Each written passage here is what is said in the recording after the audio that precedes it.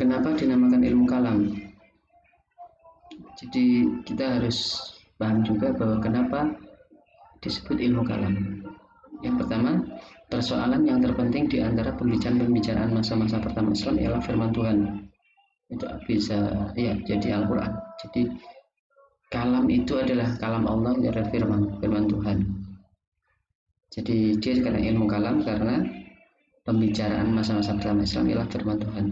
Dalam ilmu kalam ialah dari akal pikiran di mana pengaruhnya tampak jelas pada pembicaraan ulama-ulama kalam, sehingga mereka nampak sebagai ahli bicara. Jadi pandai berargumentasi tentang Tuhan, pandai mengutip ayat-ayat Al-Quran, kemudian dipahami dan ditafsiri. Ya, jadi seperti itu pembicaraan. Kemudian yang ketiga, pembuktian kepercayaan agama menyerupai logika dalam filsafat.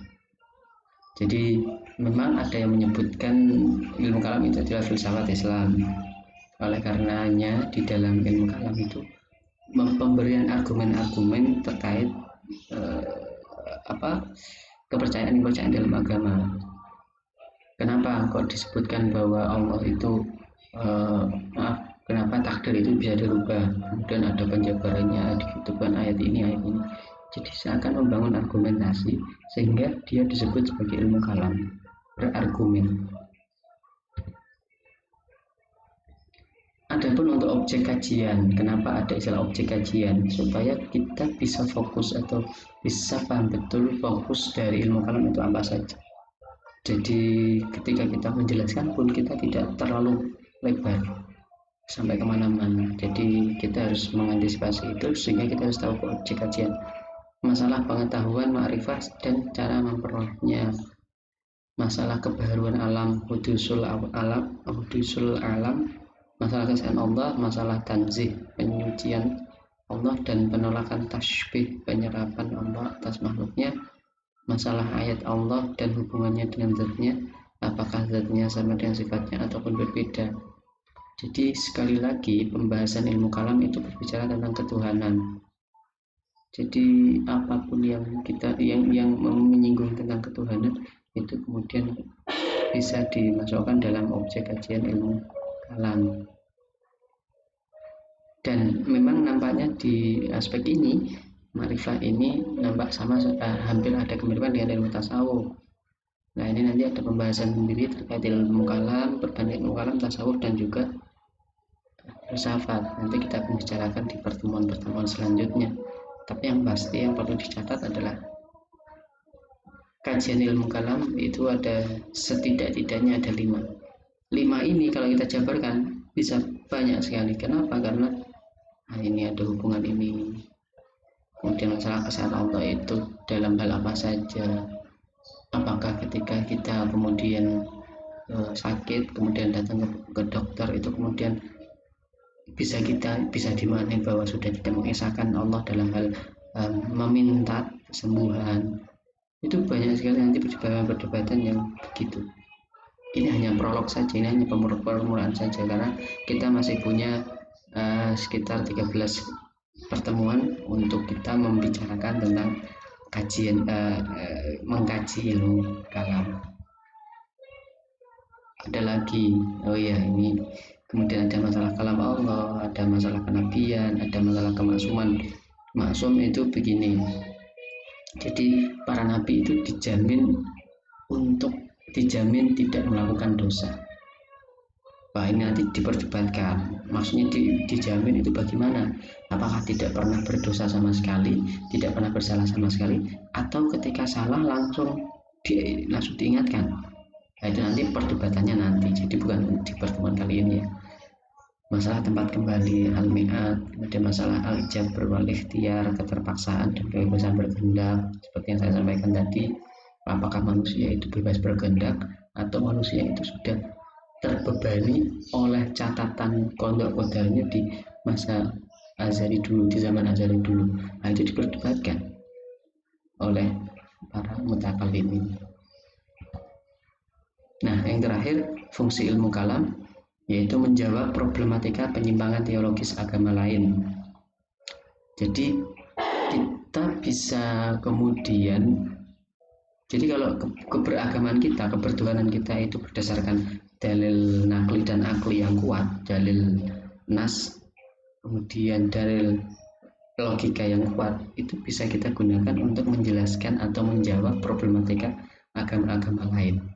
Kenapa Pak kok kita harus peduli sama agama lain? Loh iya, karena dalam beragama itu ketika akal bisa menerima dengan baik, itu keimanan kita bisa nambah. Kita tahu bukan bermaksud kemudian kita menghakimi agama lain, tapi kalau kita bandingkan dalam konteks ini, cara beragama, cara bertuhan di dalam agama Islam itu lebih mudah dipahami oleh akal dibanding agama-agama yang lain. Meskipun ini bias dalam arti iya Pak, karena kita orang Islam makanya kita mengatakan itu. Tapi setidaknya tadi ketika kita paham tentang teologi, paham tentang ilmu ketuhanan, kita bisa menjelaskan, oh begini loh, Tuhan dalam Islam itu satu, esa, kemudian Tuhan itu ada duluan, tidak pernah dia wujud, kemudian awal, bako, kemudian Allah itu mukhalafatul hawadisi, tidak sama dengan makhluk. Karena kalau Tuhan itu sama dengan makhluk, lantas bagaimana? Itu pembahasan ilmu kalam. Ketika kita memahami penjelasan-penjelasan semacam itu, kita bisa kemudian mendakwahkan agama Islam dalam konteks hidup dalam keberagaman agama. Jadi harus kuat dalam ilmu kalam. Kenapa? Karena kalau di dalam komunitas umat Islam saja, komunitas kita Islam semua, kita enak, tidak pernah bertemu dengan problem agama teologis. Tapi kalau dalam heterogen, bisa jadi kita kemudian ada dalam satu forum yang kemudian memperdebatkan tentang ketuhanan. Jadi itu kemudian menopang dan menguatkan sistem nilai ajaran Islam, yaitu 3 pilar: iman, Islam, dan ihsan. Jadi sebagai penguat. Kenapa? Karena tadi bahwa banyak berargumen, banyak mengutip dalil, kemudian menginterpretasikan, kalau ingin menginterpretasikan firman Allah, kemudian diubah menjadi satu pemahaman yang itu bisa kita gunakan untuk menopang dan menguatkan sistem nilai ajaran Islam, yaitu 3 pilar: iman, Islam, dan ihsan. Kemudian yang ketiga, penguatan landasan keimanan umat Islam melalui landasan filosofis logis. Sekali lagi saya sampaikan bahwa ilmu kalam itu semacam membangun argumen untuk menjelaskan tentang aspek ketuhanan. Jadi di situ juga melibatkan aspek logika. Jadi seperti yang saya contohkan terkait konduk qadar tadi, apakah manusia itu berkehendak? Tidak juga, bebas. Oh ternyata argumentasinya begini. Kalau manusia itu bebas itu nanti berarti bla bla bla bla. Kalau manusia ditakdirkan, maaf, kalau manusia itu ada yang membunuh, apakah dari awal dia ini bla bla bla bla, itu disinggung kemudian dibahas secara logis. Kemudian di situ para ulama mutakalimin kemudian memasukkan unsur filosofis dan logisnya tadi. Jadi itu kurang lebihnya.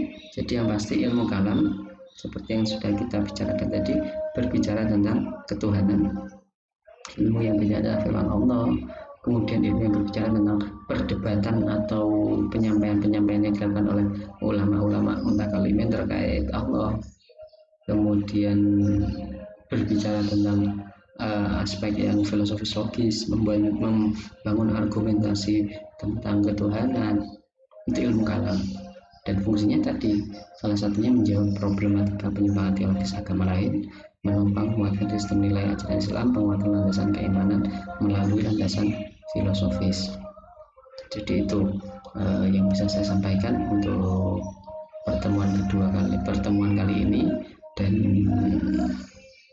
silakan kita bisa berdiskusi bersama, kita diskusikan apa yang memang perlu, yang bisa kita diskusikan, termasuk silakan kalian bertanya, mempertanyakan apa yang memang perlu Anda pertanyakan. Kurang lebih semoga sedikit ini bisa bermanfaat. Kurang lebihnya saya mohon maaf atas banyak kekurangan. Kita akhiri dan baca alhamdulillah dan doa kafaratul majelis. Alhamdulillahirabbil alamin. Subhanakallahumma wa bihamdika asyhadu an la ilaha illa anta astaghfiruka wa atubu ilaik. Kurang lebihnya saya mohon maaf. Jika ada yang kurang mohon ditambahi, jika ada yang lebih mohon dikurangi. Akhirul kalam. Wassalamualaikum warahmatullahi wabarakatuh.